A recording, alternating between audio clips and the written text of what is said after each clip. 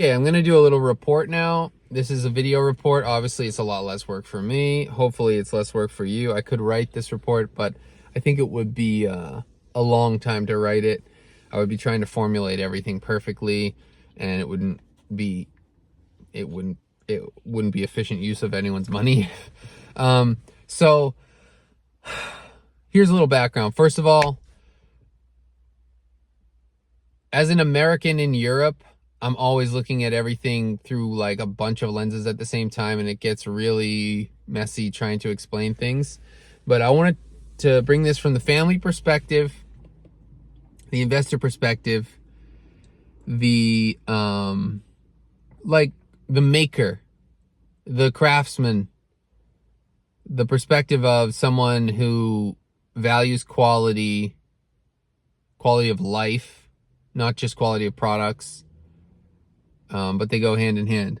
And so geographically, we're going to just talk a little second about Munich and what Munich's position is. Otherwise, none of this context is really going to have value. So Munich is created by the Romans, but really got taken over by monks. And then that's really where the city blossomed. It's quite far from the Alps, but you can see the Alps from Munich. Munich, Germany, was very beloved by Hitler, and he built it out quite a lot. Obviously, his masterpiece was Berlin, the capital, the Prussian capital of what we call now Germany, or Alemannia, or we call it like Germanic language. And so it would be like, the land of the Germans. And you got the southern Germans, you got the northern Germans. They've really been forced into one big group, but they're not one group. Give me a second. This is going to turn into a conversation about Gucci, Prada, and every other thing that is so much more relevant than geography lessons and trigonometry. But let's just start with the map. So we're in Munich. Munich is the capital of Germany. No, it's not. But it's the capital of Germany in, not finance actually either. What is it the capital of Germany in? All right, let me just tell you what they call it. The Italians call Germany the Monaco of Bavaria, which is kind of a weird name. But think about that. You know what Monaco means. Monaco means avoiding taxes. Monaco means $1 million for a one-bedroom apartment. Monaco means if you don't have a yacht, you're a nobody. That's literally the same name they gave Munich, Monaco of Bavaria. And it is the capital of Bavaria, and Bavaria is the biggest state in the Republic of Germany. And notice, it's a republic, just like the Roman Republic, like I said. So just keep that all in context and keep that in mind, because what I want to talk about is what I experienced yesterday walking down the Rodeo Drive of Munich. So first of all, what is Rodeo Drive? What is, Newbury Street in Boston? What's that other one? Fifth Avenue in New York. What are those places? Those are real life internet marketing. That's what it is. That's what those places are for, and those places are for nothing else. They aren't really for shopping. They aren't really for discovering products. They're for learning about those brands. And of course, in the age of online commerce, you can kind of understand why they're more focused on their brand than actually sales at the locations, because they know for most people it's going to be resulting in online purchases anyway. Okay, so that's the basic background. And now yesterday what I did, I walked down this road. It's called Maximilianstraße. And along it are parked shiny G-Wagons and Bentleys and Mercedes, like Super Coupes and ugly Ferraris and just terrible, terrible stuff. And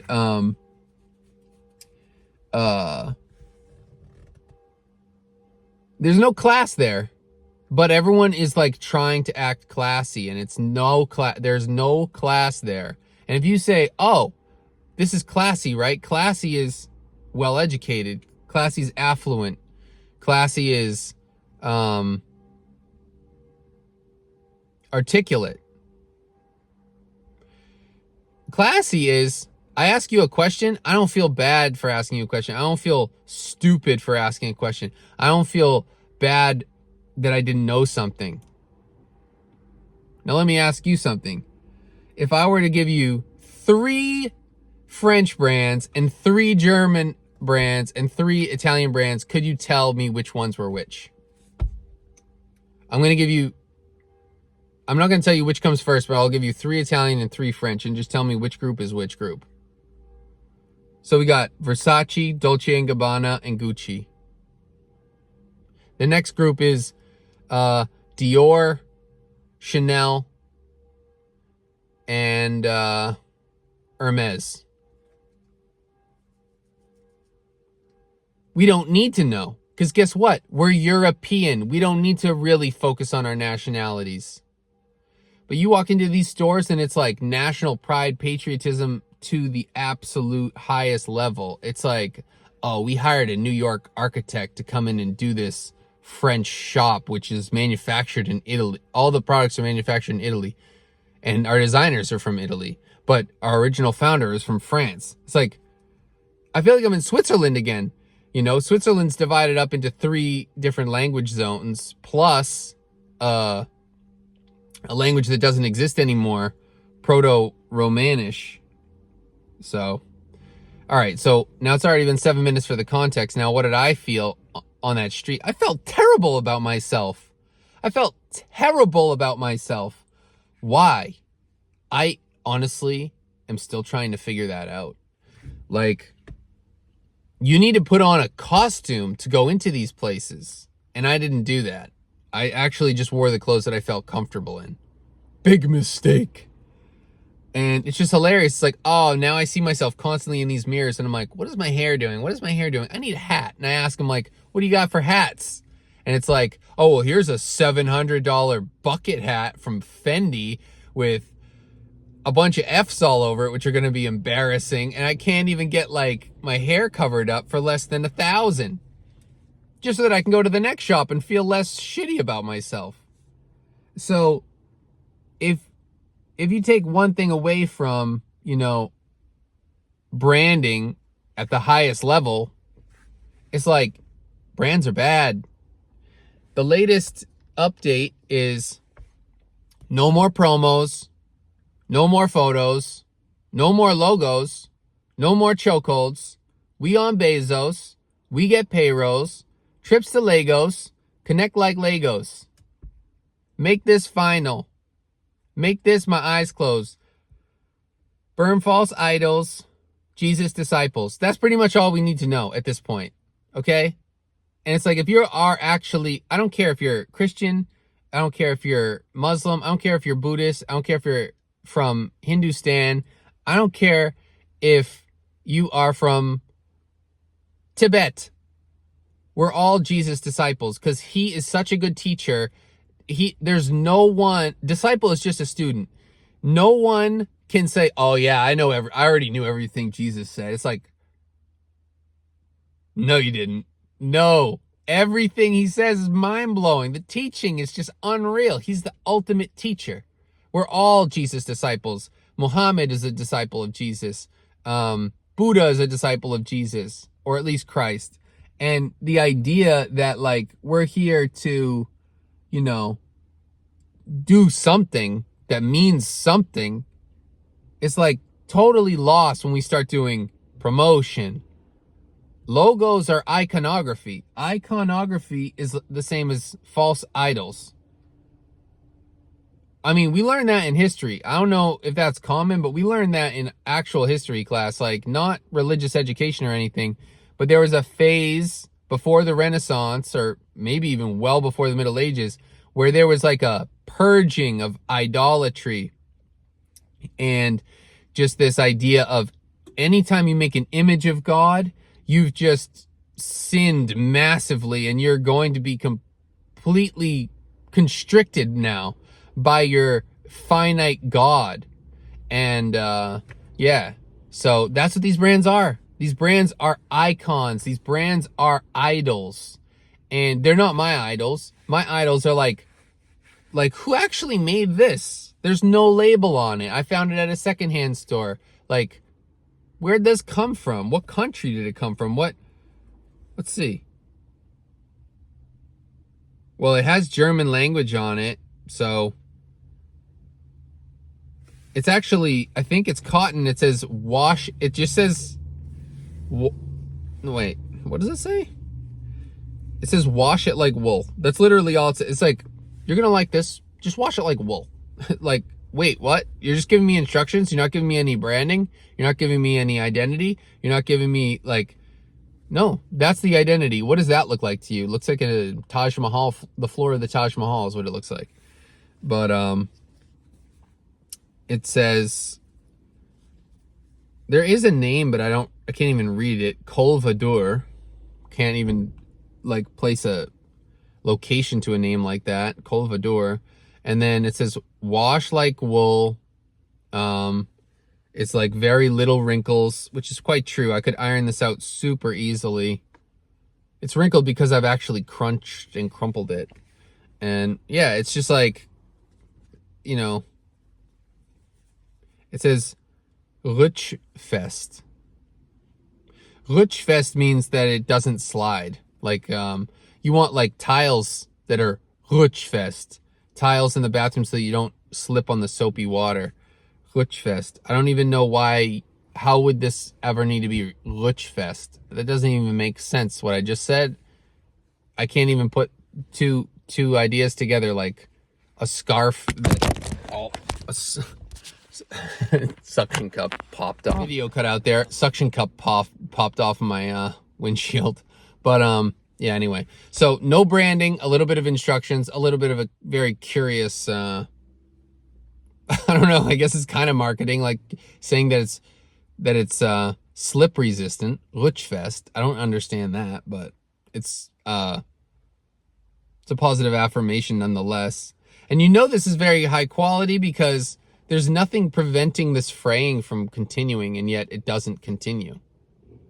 Think about that. There's no stitch holding it on there, and if the stitch or if the fabric just stays, that means that the weaving was done very, very nicely.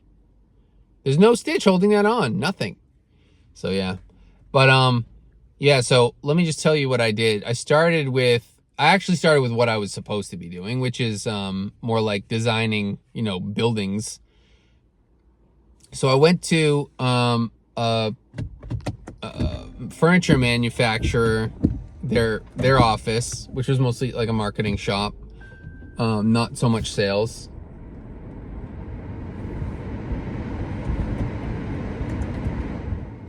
And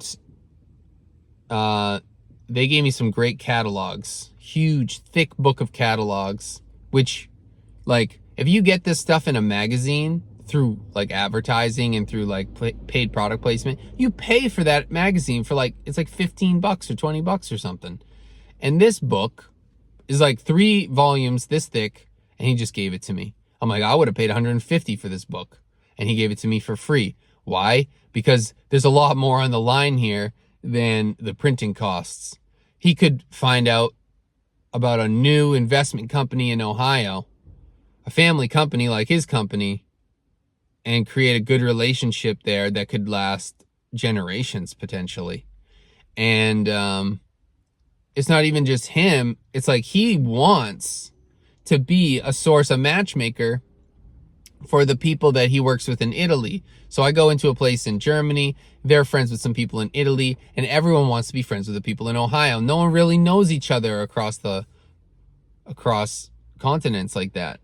And so he hooks me up he talks to me for half an hour. He lets me have these books, and he explains to me how it all works, where they do design from ground up. They will design literally the building and then put the furniture in it, which is crazy because they already have all the furniture. So then when you start designing the building, it's like I have all those little like shapes that the objects, I can copy and paste them, basically out of a catalog, out of a library into my CAD drawing, and I can just design it from real living perspective. And then he explained to me, like, you go through me. I'll introduce you to the people in Italy, in Como. You fly into Milan, you drive like 45 minutes. They'll pick you up at the airport, actually. But then you drive 45 minutes, and they have their offices there, atelier, exhibition rooms, like photography, photo shoot rooms. And you're kind of in the family at that point. I mean, you have to kind of finance it yourself through your banks back home. But yeah, like, they'll work with you. And from there, I had a story, right? I had this, he gave me this bag with the catalogs in there because they were too big for my backpack. And from there, it took me a while, but eventually I got around and I got to that area, that Rodeo Drive. And it took me 3.5 hours to walk down. I didn't go into every shop. I didn't go into Versace. I didn't go into like Polo. I didn't go into like Cartier and some of these stupid ones. I wish I went into Ferragamo, but I actually rocked it from like 1:30. I don't know, until they closed at like, well, I said 3.5 hours, right? So if they close at 7, what time did I start? 4:30. It took me a while. So like, it took me a while. I was walking a lot. But actually, between that furniture place, which is also an interior design studio and obviously a networked interior design studio internationally, and they do projects in Miami. They'll do like, what they mostly work with, I think, is like professional football players and stuff. So they'll do like one-off stuff. But it's not actually more expensive than just regular furniture. It's more expensive than IKEA, but it's not actually more expensive. That's the weird thing. That's what people don't seem to understand. And then, yeah, like I said, between that furniture interior designer, which was about half an hour chatting, and then I took some great pictures inside his, what do you call that? Just a studio space, boutique. I don't know. I also stopped in because they're like, that place had kitchen, living room, everything. But then there's always a special place for beds. And so I got the beds too. I hit the bed place as well because honestly, it's the most important thing, just having quality sleeping. And yeah. So that was also interesting. Just like it's like when you go into a car dealership, it's like, oh wow, first starts out, you're not getting a bed for less than 20,000. Then it's not like less than 10,000. Then it's like, oh, well, I could start with this one. Then I get 2 of them and I screw them together. I have 2 beds next to each other, and I have that and I can start with like 3,000. It's like, oh, well, it's not that crazy. I thought I had to be like one of these insanely, stupidly rich people who, literally has money to burn and is looking to burn it. It's what it seems like at first, but then when you really untangle it all, it's like, okay, I can just do this piece by piece and put it together. And from that bed place, that was actually really close to Rodeo Drive Rodeo Drive. That's in Los Angeles. I don't know why anyone would want that experience, but I think people have heard of that more than Fifth Avenue or Newbury Street. But it's called Maximilianstraße, and it's right across from the old castle. And really, it wasn't a castle, it was more of a palace. But really, they don't call palaces palaces because that's very triggering to the average citizen. So they call it a residence. But it's huge. It's a complex, and it's gigantic. It's a palace from like the 1800s. And so across from the residence, that's also where they have the theater in Munich. They have all this row of just merchants, and the merchants are just the highest branded but not the best stuff. Like, I mean, realistically, the best places you can go are like the back alleys where they have all the Afghanistan restaurants and Afghanistan supermarkets. And then in those neighborhoods, you'll see where you can buy gold or you can sell gold. So those are the richest areas. But this place is the richest branding area, Maximilianstrasse. And so I started with this bag in my hand, and I feel completely uncomfortable in all these shops because I have a furious hatred for fronting, and that's all it is. And so I went into this shop from Paris, which is historically a bag maker and a saddle maker called Longchamp or Longchamp. Longchamp makes really nice, but just like down to earth bags. And it's very understated. The colors are always like timeless, so you're not like constantly forced to buy some new seasonal color. And it's like, it's so funny. They'll be like, oh, this is the new in-season color. It's on sale because it's not going to be like in season for long. And it's like, I saw this color, like this color's been around. And they're like, yeah, well, they come back. It's like, well, if they come back, I get what you mean by season now. Okay. But I needed a bag to put my catalogs in because I wasn't going to carry this paper bag around. It was going to be too embarrassing to go into, well, I didn't go into Louis Vuitton because I fucking hate Louis Vuitton, and I hate Bernard Arnault, and I hate the whole LVMH group, if I'm being completely honest. But Longchamp was like actually interested in my story. I was like, I got this bag at these people's called Polyform. They make furniture, and actually it was at this place called Boomla in Munich, and they hooked me up with these catalogs, and now I need something to put these catalogs in because I am definitely not telling my plan to anyone in any of these other stores. And they're going to be like, oh, what do you have there? Oh, what do you have? Who are you? What do you like? What do you do? And it's like every single time I went to a different store, I told a different story about myself. You know, I'm a artist. I'm a designer. I'm a fucking loser. When I was in Balenciaga, all I said was, I'm sorry for being here. I'm a total fucking loser. I hate myself, and I really wish I didn't come in here. Basically is all I ever said.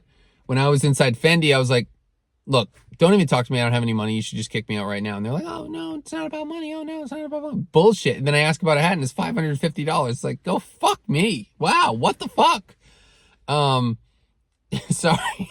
But, so, pretty much none of the brands are good for any other purpose other than if you know the history and the people you know the symbolism behind the brand. Like Patek Philippe, for example. What's the symbolism of Patek Philippe? It's a French name in Switzerland. But what's the symbolism of IWC Schaffenhausen? It's a German name in Switzerland. And in Switzerland, we have German, French, and Italian plus Proto-Romanish. It's like the Egypt of Europe. And the symbolism of Dior, it's like anyone can make it if you're willing to become really old by the time you make it. The symbolism behind Longchamp is like, fuck all that pretentious shit. Let's make quality, and let's make sure people get their hands on some quality. The symbolism behind Fendi is like, if you pay close enough attention to your graphic design, you don't even really have to do anything different than what you can get at the CVS. The CVS bucket hat is going to be pretty much the same, except we're able to use graphic design and get people to really think this is special somehow. And the symbolism behind, what other stupid store did I go into? Yeah, MCM in Munich is also a graphic design thing. I mean, they have quality products, but they just don't believe they can sell them or make a good business out of them without the graphic design part. MCM is actually Makers Community Munich or some bullshit like that. And then, yeah, so enough of the ones that I don't like. The best one that actually can somehow be on this street, and they do charge the prices to pay their rent on this street, is Bottega Veneta. But the symbolism for that for me is it's from an area, it's been bought out already, so it's not from there anymore. There are just so many small brands that no one's ever heard of that are so much better value. It's ridiculous. I mean, don't even get me started on that. But like, as far as the brand identity and what they're saying, it's like, we want to create a platform for what we call hand art, Handkunst, Handwerkskunst, craftsmanship. We want to give those artisans a platform, and we want to put them up against these people who aren't exactly putting craftsmanship in the foreground. They're putting branding in the foreground, and there's a lot of unethical stuff going on where ideas are stolen, credit is taken by Bernard Arnault when it's not his credit. He should have 0 credit, 0 black card, 0 Amex, 0 Visa. Bernard Arnault should be in prison for stealing all of everyone's good ideas. Like I said, fuck Bernard Arnault. So Bottega Veneta is all right. They're really putting craftsmanship up front, but the prices are insane. It's like, let me spend $1,000 on a top and $1,000 on a bottom. Okay, fine. But then don't ever make me do that ever again. That's how I would feel. Yeah. Anything else positive to say about those brands? Not really. But I can provide an alternative at least. Like, if you go to Venice, you're not going to pay the lowest prices, but you'll be surprised at how affordable stuff is. Like, I got a scarf there that looks just like a Burberry scarf. It has the exact same colorway, that brown, light tan, maroon checker. Everyone knows that. It's the Burberry checker. And I was feeling it, and the texture of it is amazing. And it's like $15. It's like, well, if you can get to Venice, and if you have an empty enough bag that you can fill some stuff up while you're there, shopping is not going to be the most expensive part. You're going to be kind of surprised by how much you pay, like a gondolier, for a gondola ride. You'll be surprised how much you maybe even pay, how much you need to use the public transportation on the water bus. That kind of stuff will be pretty expensive. Getting there, parking, that stuff might seem like, ouch. But you'll be surprised at how affordable this stuff actually is, and it's really good stuff, and it comes from real artisans. Like, a lot of it's made in Italy. And then the stuff that they do import from China is coming through this Italian pride. So they actually import great quality stuff. It's all about, like, being that person who doesn't accept getting overcharged. You don't want to go Keith Weinhold and pay $8 for a fucking bottle of brown water vinegar, or whatever the hell he drinks, apple cider vinegar. Like that, like he makes a joke like, I'm not an overspender, I'm just a healthy something. And it's like, no, dude, you're getting pulled over the table. That is not good. That is actually overpaying. You're burning money, and that's what money's for. Money is supposed to be burned. But as far as like who you can introduce yourself to, who's going to listen to your story, who's going to actually want to hear, like, because what I tried to do in every single one of these shops is like, I have some friends and I want to help them, and I need you to help me help them. And they're like, yeah, but who are you? And it's like, don't you want to know who my friends are? Like, what do you mean, who am I? I'm nobody. You can see that the way I'm dressed, I'm nobody. You see I have no logos. If I have this hat on, you don't know what the fuck this means because it's American. And you hate America because you don't even like baseball. You don't even know that's a baseball, do you? What's the symbolism of this hat? Why am I wearing this hat? This is Matthew Blunt. Go fuck yourself. And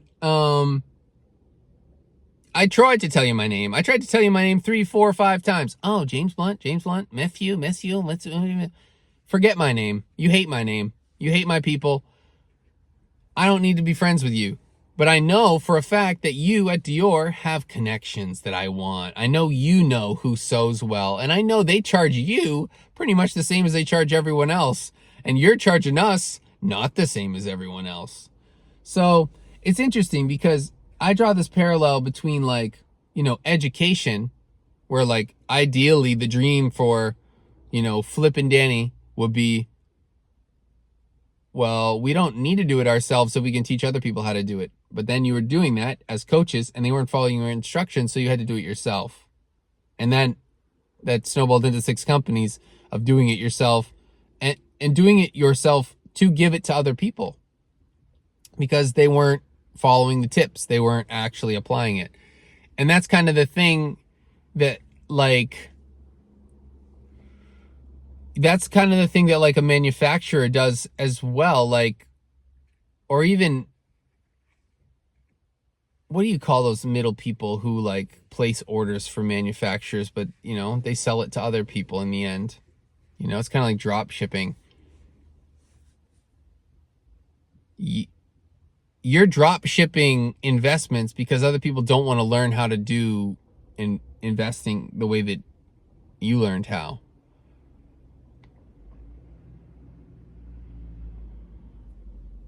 If you were to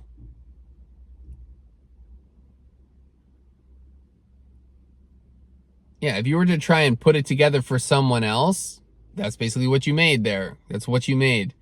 It's like everyone should set this kind of thing up for themselves, but most people just, they have too many doubts. They're like, yeah, but how do I hire the right people? Yeah, but how am I going to make sure that they're really taking care of the investments? Like, yeah, how am I going to make sure that people are satisfied with the product? And what happens if I get a bad review and whatever? All these doubts. It's like, you got to just do it with the right intentions when you start. You got to do it with the right heart, with your heart in the right place. And, you know, a lot of the advice that, you know, following advice works. And then even if the advice is, like, not ideal, like what they always say, oh, you want to invest in pretty shitty apartments because otherwise, if it's too luxury, it's not going to be profitable. Yeah, sure. I'm sure that's how it is. I'm sure that's why they were building gigantic palaces in the 1800s. Because they just wanted to waste the space and get everyone building things that were too nice for anyone to afford? No, they're building that for the very people who are building it. The idea would be the gardener lives in the palace. A gardener lives in the palace. A carpenter lives in the palace. I thought only the king lived in the palace. The king needs so many helpers.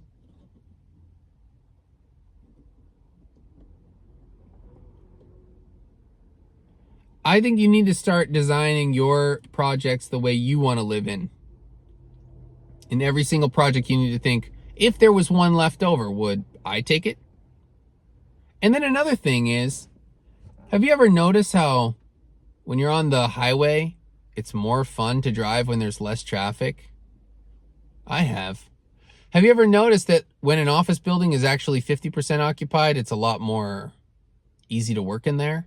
And everyone's complaining, oh, these office buildings are only 30, 45, 50% occupied. Yeah, good. Those people are having a much higher quality of life. But, yeah, it's just too long of a rant. But I'm glad I didn't try and write a report on it. But I gotta go now. I'm gonna get back on the travel, and I hope this helps. Hope it's not a strategy, though. Bye.